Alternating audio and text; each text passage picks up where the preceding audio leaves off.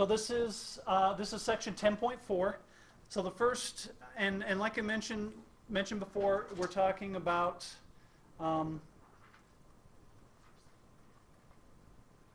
hyperbolas. Like I mentioned at the beginning of the unit, we call these conic sections, and I said, and there's a nice diagram in your book that shows all the different conic sections. But conic sections are made by a plane slicing through a cone.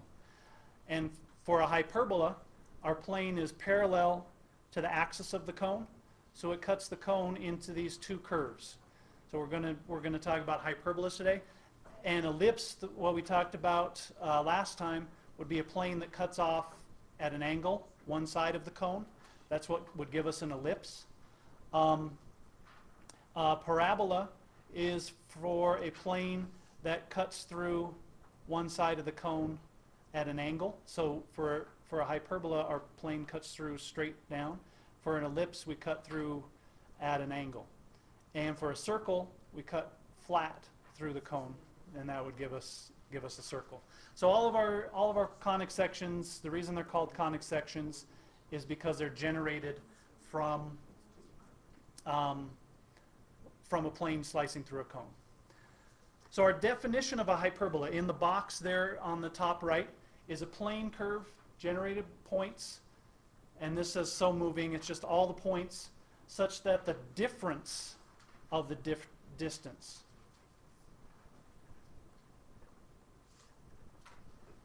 let me see if I can write a little smaller.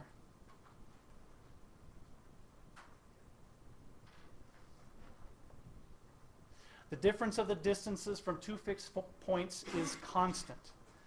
So if we drew a quick sketch here, if this is here are my fixed points, my hyperbolas look like so. So hyperbolas look kind of like parabolas.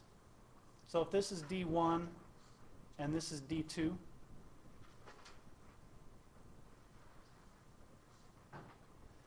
what this means is that D1 minus D2 is a constant.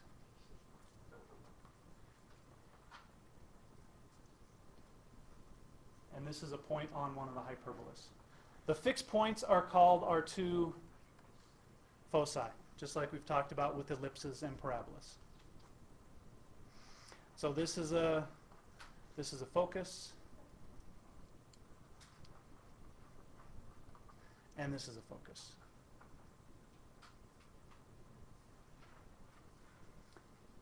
So for an ellipse, the sum of the distances was a constant, and for a parabola, the distance from the point to the focus and the point to the directrix was the same. So they're similar definitions, just a little bit different. All right, let me grab the next part of the notes, and we'll fill that part in. So for our basics here, let me capture this.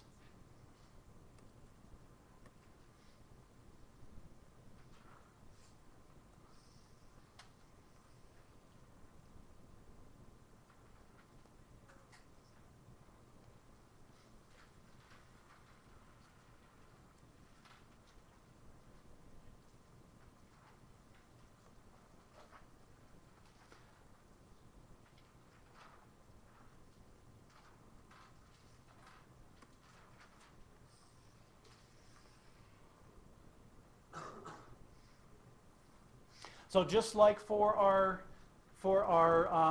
ellipse, we have a vertical axis and a horizontal axis.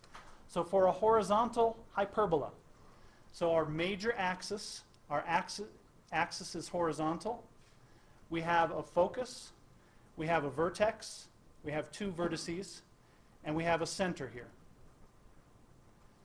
So we have a focus, two vertices, and a center.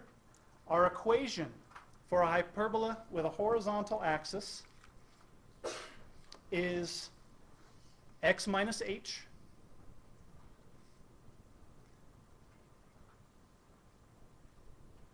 squared over a squared minus y minus k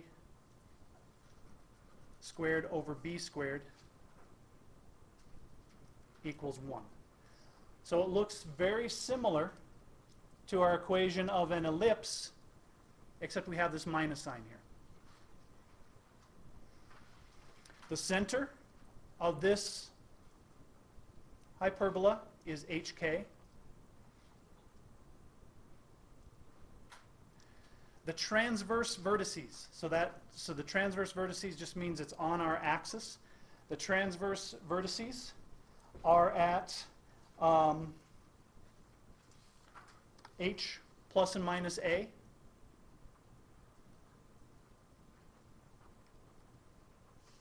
Okay.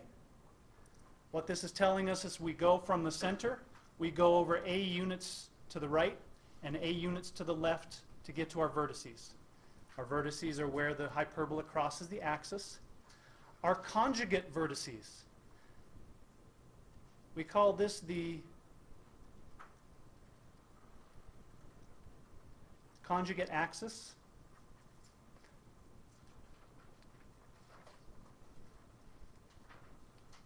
Our conjugate vertices are at h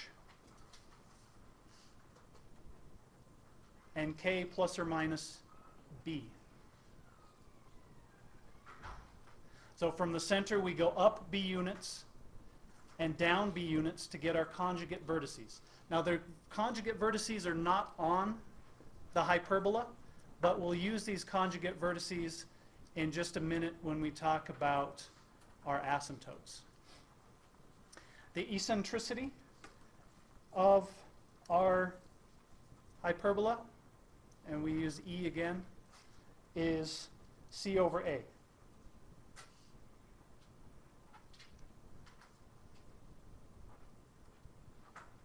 And it's always greater than 1.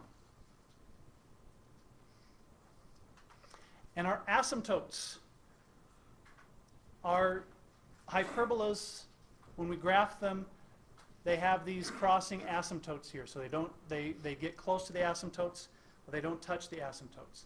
The asymptotes for a horizontal hyperbola is y equals k plus or minus b over a x minus h. So b over a gives us the slope of the asymptotes, and the rest of our equation is with h and k. And the two foci of our hyperbola is h plus or minus c, k.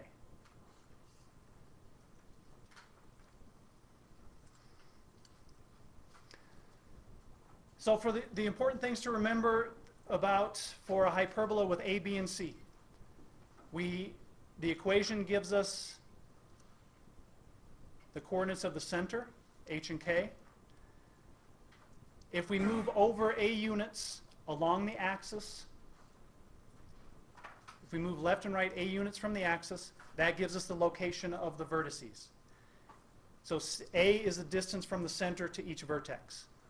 C gives us the distance from the center to each focus. And B, if we go up and down B units, it gives us these conjugate vertices, which allows us to draw this little box to sketch our asymptotes. And I'll talk about that a little more in just a second.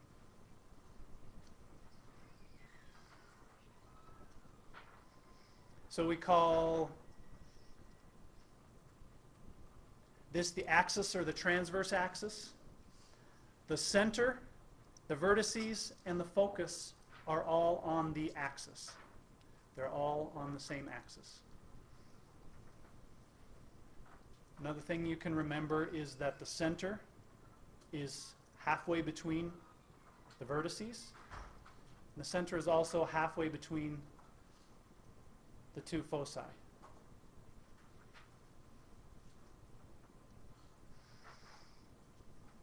Questions on our parts of our hyperbola here? All right, let's look at a vertical hyperbola. So for a vertical hyperbola, and I'm just going to move this over because I want to write up here. So this is the conjugate axis.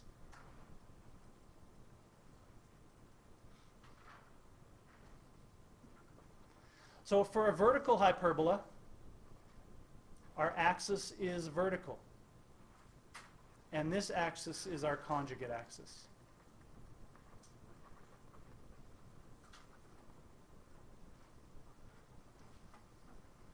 Our equation for a hyperbola with a vertical axis is y minus k squared over a squared minus x minus h squared over b squared equals 1.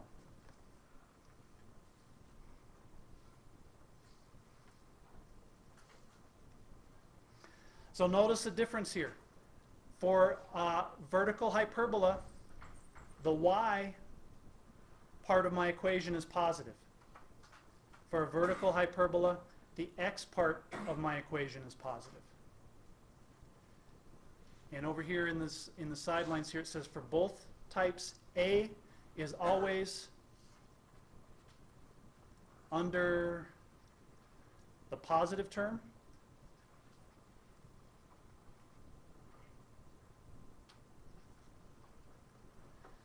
And it's also under the term that gives us the orientation of our axis.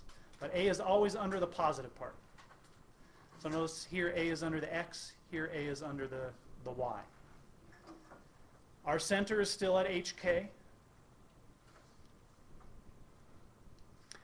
The transverse vertices. So the transverse vertices are on the axis. Transverse vertices are on the axis. So for this one, from the center, I'm going up and down a units. A tells us how far the axis, the vertices are from the center. So I'm going up and down. So my transverse vertices are going to be k and h plus or minus a. I'm going up and down a units from the center. The conjugate vertices for this one, my conjugate axis is horizontal, so I'm going to go k plus or minus b units. I'm sorry, I switched this around. This should be, I wrote this backwards. H and k plus or minus a. Sorry about that. And our conjugate vertices, we're going left and right, so h plus or minus b and k.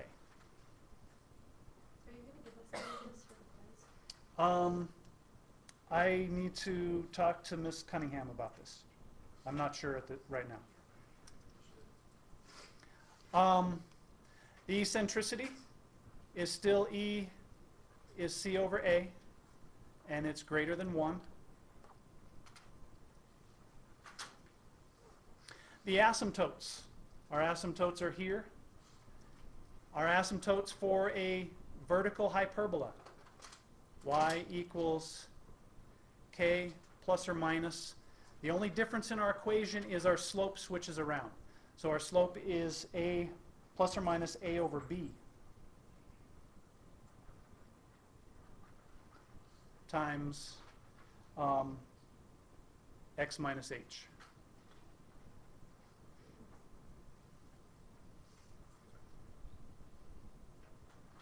And our two foci are up and down from the center C units. So I'm going to go C units up and down. So we're at H and K plus or minus C.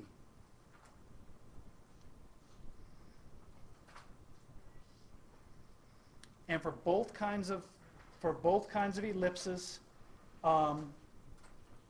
C squared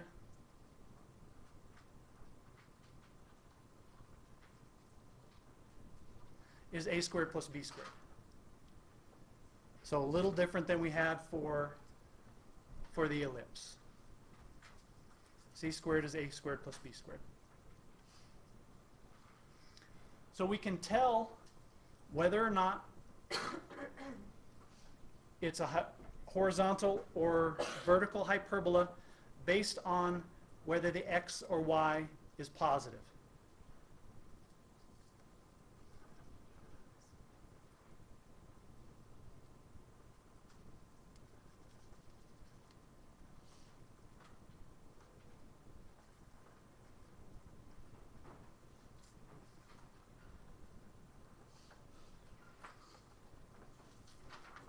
If the x part is positive, we have a horizontal hyperbola.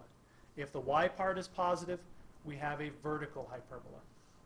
So that's what tells us whether we have a horizontal or vertical hyperbola. And A, again, is always under the positive part.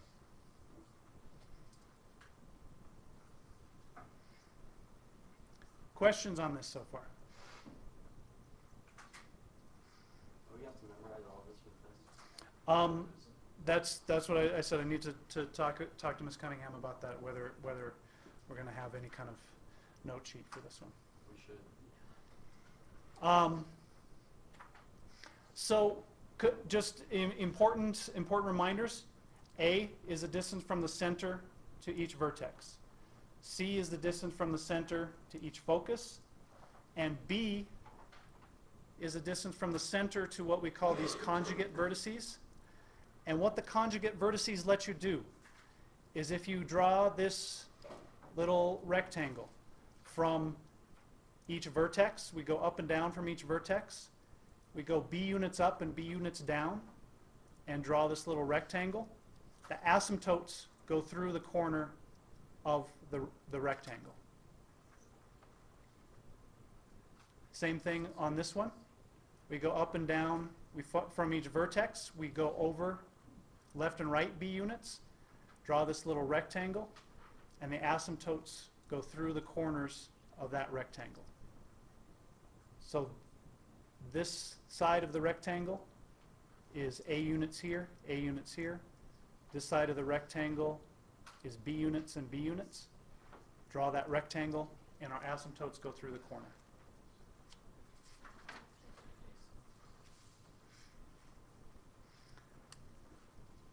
All right, questions on the parts of our hyperbolas?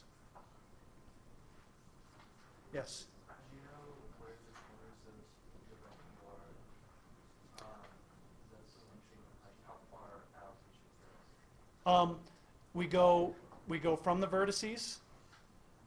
So we start at the vertices, and this we go over B units here and B units there.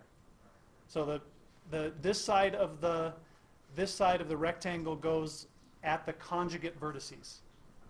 So we go over B units from the center each direction, and that gives us where this side of the rectangle is. Maybe you should kind of do a problem to show that. Yeah, we're gonna do some examples.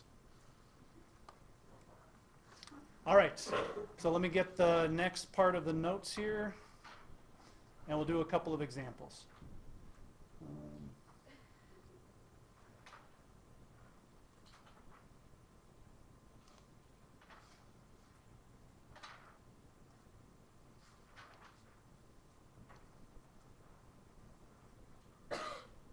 All right, so here's our first example.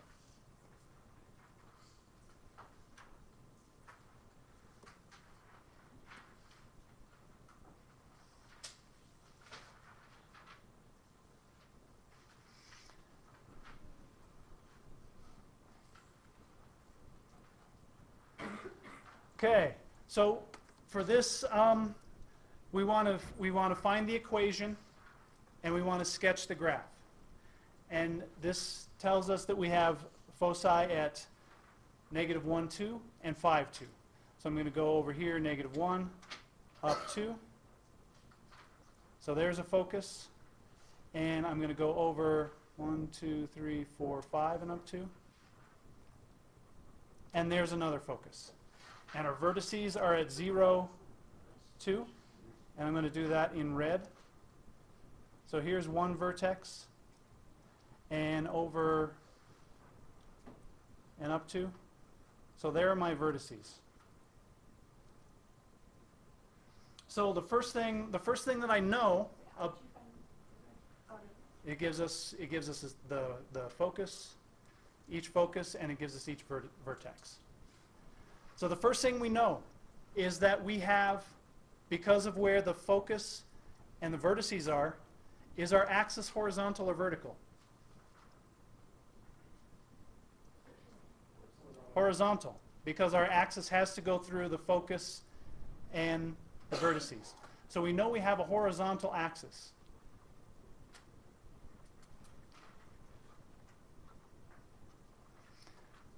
Based on these points, we have a horizontal axis. So we know that the x part is going to be positive, and the A goes underneath the x part. So our distances, the center is halfway between the two foci, and it's halfway between each vertex. So what is a point right in the middle of